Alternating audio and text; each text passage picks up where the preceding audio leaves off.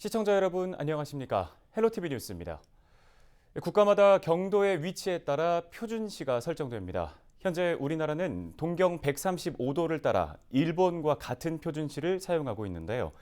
대한민국 표준시 동경 127.5도를 기준으로 주권을 회복하자는 의미를 담아 민간단체가 국가정원에 경도탑을 세웠습니다.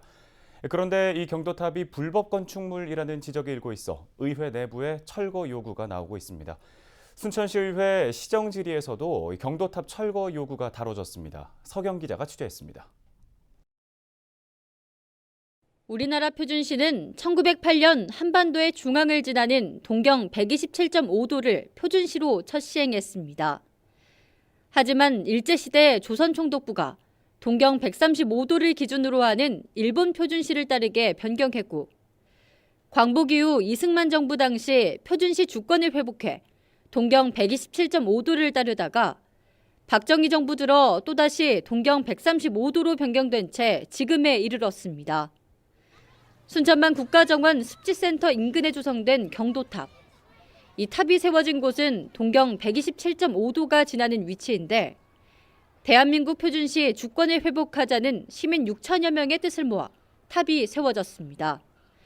그런데 이 경도탑이 행정 절차를 무시한 채 세워졌다며 철거 요구가 일고 있습니다. 순천시 공공조형물 건립 및 관리 등에 관한 조례에 따라 공공조형물 심의위원회에 심의가 필요한데 이 심의 과정이 없었다는 겁니다. 또한 이 경도탑 설립 자금을 모금한 민간단체가 전라남도에 기부금품 모집 등록을 하지 않은 단체였다는 게 주요 이유입니다. 적어도 이 모집자가 상당한 기부금품을 6천 몇백 명이 여기 돈을 냈다고 하셨습니다. 시장님 그 인터뷰 내용을 보면 그럼 모집자가 어떤 단체인지 정말 정당한 절차를 거쳐서 돈을 받고 있는지 정도는 아까 같이 자연인이 아니시기 때문에 그런 거에 대한 신중함을 거쳐야 되지 않았나. 순천시는 의회의 지적을 적극 반박했습니다. 의회의 사전 승인을 받지 않는 등 절차상 미비점은 인정하지만 경도탑이 세워진 의미를 되새겨 봐야 한다는 겁니다.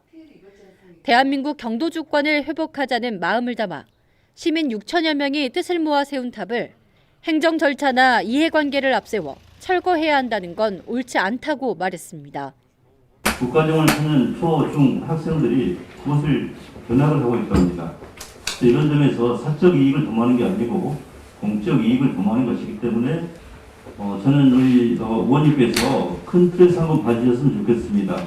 그것이 과연 경관을 해치는 것인지 그 취지가 이토록 질타를 받아야만 한 내용인 것인지를 한번 저는 생각을 해주시기를 바랍니다. 순천만 국가정원 경도탑을 놓고 의회 철거 요구가 이어진 가운데 순천시는 앞으로도 어떤 공공조형물이든지 기부 제안이 들어온다면 취지와 필요성에 대해 성실히 검토해 나가겠다는 입장을 밝혔습니다. 헬로티비 뉴스 서경입니다. 전남 지역 아파트 가격의 양극화가 점점 심해지고 있습니다. 동부권은 꾸준히 상승세를 이어가고 있지만 서부권은 하락세를 면치 못하고 있는데요. 자세한 내용은 송효창 기자가 전해드립니다. 동부권과 서부권의 아파트 가격은 지난 2018년부터 차이가 벌어지기 시작했습니다. 광양의 아파트 값은 지난 2018년 4월부터, 순천은 2018년 7월, 여수는 2019년 7월부터 꾸준히 상승하고 있습니다. 최근에는 순천의 경우 지난 8월 0.71%, 9월 0.55% 올랐습니다. 광양은 8월 0.61%, 9월 0.49% 상승했고 여수도 8월 0.62%, 9월 0.47% 올랐습니다.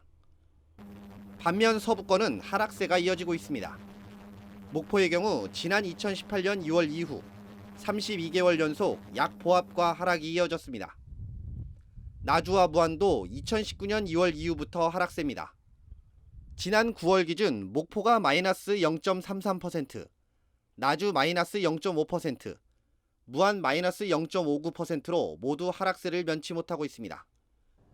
전문가들은 대기업 중심 산업 기반이 있는 전남 동부권은 경기가 살아나면서 주택시장도 안정적으로 상승했다며 내년에도 강보합세는 이어질 것으로 전망했습니다.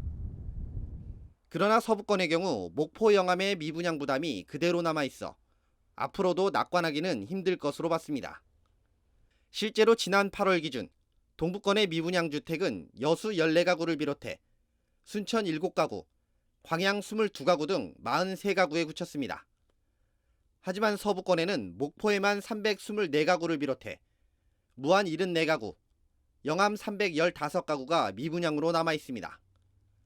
이 같은 차이는 땅값에서도 나타났습니다. 국토교통부가 내놓은 올해 3분기 전국 땅값 변동률과 전체 토지 거래량 자료를 보면 전남 지역 땅값은 0.77% 상승했습니다. 전국 평균인 0.95%보다 낮고 비수도권 평균 0.7%보다 높았습니다. 상승폭은 전분기 0.75%보다 0.02%포인트 증가했고 지난해 같은 기간보다는 0.14%포인트 줄었습니다. 전남에서는 여수가 0.98%, 순천 0.91%로 높은 수치를 나타냈습니다. 여수는 경도 해양 관광단지와 만흥지구 개발 사업 추진이 인근 땅값에 반영되면서 외부 투자 수요를 불렀고 순천은 아파트 신축 부지 수요 증가와 선월 왕지지구 등 개발 사업 진척에 따른 주거 여건 기대감이 반영됐습니다. 하지만 경기에 민감한 제조업 기반의 동부권이 언제까지 상승세를 보일 수 있을지는 미지수입니다. 또한 오룡지구 등 아직까지 지역 이슈가 있는 서부권 역시도 하락세에서 머물지 않을 것이란 관측도 나오고 있지만 당분간은 동서부 간 양극화는 지속될 전망입니다. 헬로티비 뉴스 송유창입니다. 다음 소식입니다. 3년 전 치매 국가 책임제가 실시된 뒤 정부에서는 치매 안심병원을 지정하고 있습니다. 현재까지 전남에는 한 곳도 없는데요. 다만 치매 전문 병동을 운영하는 공립요양병원은 7곳이 있는데 그마저도 전문 인력이 부족한 실정이라고 합니다. 김신혜 기자입니다. 지난해 6월 문을 연 광양시 공립 노인 전문 요양병원. 일반 요양병동과 함께 치매 전문 병동을 운영하고 있습니다. 3층부터 5층까지 치매 환자들을 위한 병동이 분리돼 있고 환자 90여 명이 입원해 집중 치료를 받고 있습니다. 저희 치매병동 운영은 의료 인력 여기 의사가 2분, 신경과 의사 1분, 한방과 의사 1분. 그다음에 간호 인력이 23명이 근무하고 있습니다. 그래서 야간에는 약 8명이 간호 인력 8명하고 당직 의사하고 근무를 하고 있습니다. 전남의 치매 전문 병동을 운영하는 공립 요양병원은 모두 7곳. 보건복지부의 치매 기능 보강 사업에 선정돼 치매 환자를 위한 인프라를 확충하고 있습니다. 하지만 실질적으로 환자를 치료하고 관리하는 전문 인력은 턱없이 부족합니다. 치매 전문 병동을 운영하는 공립 요양병원 가운데 신경과, 정신과 등 관련 전문의가 한 명도 없는 병원도 있고 작업치료사나 정신사회복지사 등이 없는 곳도 수두룩합니다. 이렇다 보니 국가에서 지정하는 치매 안심병원의 인력 기준을 갖춘 병원도 한 곳도 없습니다. 치매관리법 시행규칙에는 신경과, 신경외과, 정신건강의학과 등 전문의가 1명 이상 있고 치매 환자를 전담하는 간호인력, 작업치료사, 정신건강사회복지사 등도 각각 1명 이상 있어야 치매안심병원으로 지정받을 수 있다고 나와 있습니다. 전라남도 관계자와 병원 관계자는 인건비 부담과 채용의 어려움을 호소합니다. 계속 채용 공고를 내고 있는데 이제 모집이 안 되는 거죠. 구하고 싶어도 이게 시골에 이렇게 그런 전문 의사를 구하기가 힘들다는 그 말씀입니다. 저희 안심병원을 지정받기 위해서는 시설도 갖춰야 되겠지만은 우선은 그 인력이 갖춰져야 되는데 아무래도 그 정부의 지원이 필요한데 그 정부의 지원은 인건비를 지원해 주는 것이 병원 운영에 많은 도움이 될 것 같습니다. 전남의 추정 치매 환자 수는 4만 9천여 명, 65세 이상 노인 인구 10명 가운데 1명꼴입니다. 전남의 치매 환자들이 전문 치료를 받을 수 있도록 제도적 지원과 대책 마련이 절실합니다. 헬로티비 뉴스 김신혜입니다.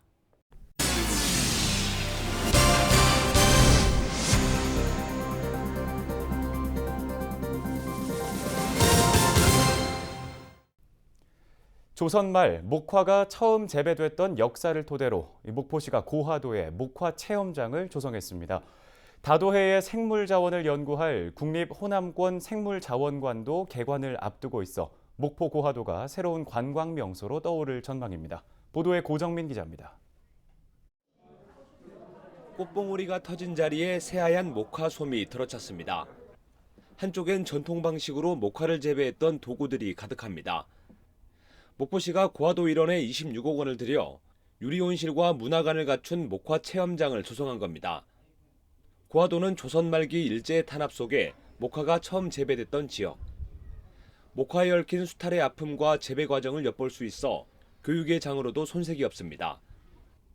체험장 주변엔 어린이 놀이시설도 갖춰 가족 단위 방문객들에게 큰 호응을 얻고 있습니다. 이렇게 멋진 어린이 놀이 공간이 생긴 것이 참 좋고요. 저희가 처음을 지금 2번 와봤는데 그닥 목포에서 멀지도 않고 아이들이 놀기에는 체험하고 놀기에는 최적의 장소라고 생각합니다. 목화 체험장에서 10분 정도 걷다 보면 대규모 연구단지를 만나볼 수 있습니다. 다도해 생물자원을 발굴하고 연구하기 위한 국립호남권 생물자원관입니다. 생물자원관의 크기는 축구장 10개가 넘는 규모.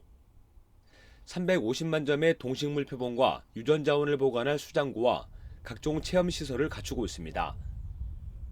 자원관은 내년 봄 개장에 들어간 뒤 오는 2028년까지 2천여 종의 다도해 생물을 새로 발굴한다는 계획입니다. 목포시는 잇따라 관광자원이 들어서고 있는 고화도가 지역의 새로운 명소가 될 것으로 내다봤습니다.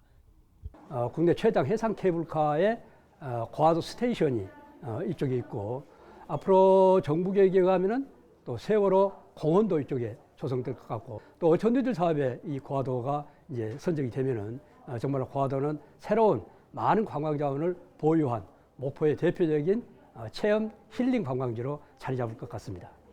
수려한 경관을 자랑하면서도 뼈아픈 역사를 함께 간직한 고화도. 해상 케이블카와 보행교에 이어 관광 자원이 잇따라 들어서면서 끊겼던 방문객들의 발길이 이어지고 있습니다. 헬로티비 뉴스 고정민입니다. 명량대첩 장소로 유명한 전남 해남군과 진도군 사이의 울돌목에 해상 케이블카가 들어섭니다. 울돌목 회오리 바다의 진면목을 생생하게 느낄 수 있는 체험거리로 기대를 모으고 있습니다. 송효창 기자가 취재했습니다. 1597년 9월 16일 이순신 장군이 10여 척의 배로 133척의 일본 수군을 대파한 해전. 바로 해남과 진도 사이에 있는 울돌목에서 펼쳐진 명량대첩입니다.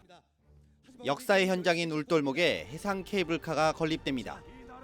울돌목 해상 케이블카는 지난 2015년 우수영 관광지 이순신 장군의 명랑해전의 승전지인 이곳에 물살을 기반으로 해서 새로운 관광 수요를 만들어내기 위해서 그때부터 추진되기 시작을 했고요.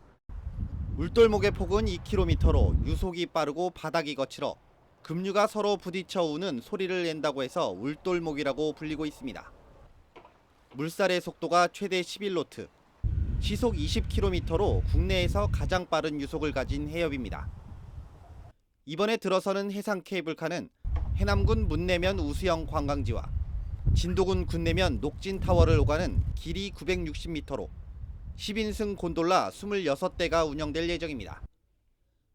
민간 자본 350억 원이 투입되는 울돌목 해상 케이블카 공사는 내년 상반기 완료하고 9월에 열리는 명량대첩 축제 이전에 개통할 계획입니다. 약 한 80만의 관광 수요가 창출될 거라 이렇게 보고 있고요. 그래서 이제 관광 수요 창출된 거 아울러서 각 부서별로 아이디어를 지금 발굴해내고 있는 상황입니다. 해남군과 진도군은 해상 케이블카를 통해 울돌목 회오리 바다의 진면목을 생생하게 관람할 기회를 제공해 역사와 관광 콘텐츠를 모두 잡겠다는 보관입니다. 이외에도 울돌목 회오리 바다 인근에 바다를 훤히 볼 수 있는 스카이워크도 함께 설치하고 진도와 해남의 공동 관광 프로그램도 함께 만들기로 했습니다. 역사의 현장인 이곳 울돌목 위에 세워지는 해상 케이블카. 해남과 진도의 새로운 랜드마크 역할을 할 수 있을지 관심이 모아지고 있습니다. 헬로티비 뉴스 송희창입니다. 코로나19로 우리 삶에 변화가 나타나고 있는데요. 올해 수학 능력 시험도 사회적 거리두기는 물론 지난해와는 사뭇 달라진 게 많습니다. 조금은 불편하더라도 달라진 정책에 맞게 수능 시험을 대비해야 할 것 같습니다. 박종호 기자입니다. 무안의 한 고등학교. 시험을 보는 학생들 앞에 아크릴판이 세워져 있습니다. 코로나19 확산 우려로 비말 감염 차단을 위해 책상에 방역 칸막이가 설치된 겁니다. 수능을 앞두고 전라남도 교육청이 전국 연합 학력 평가를 보는 학생들을 대상으로 수능 시험 현장 상황을 가정해 방역 상황을 확인했습니다. 학생들은 낯선 칸막이에 조금은 불편함을 호소했습니다. 답답하거나 그러지 않나요? 문제 풀으라 그럴 때 좀 지장이 있다라고 그런 생각 안 들어요? 괜찮아요?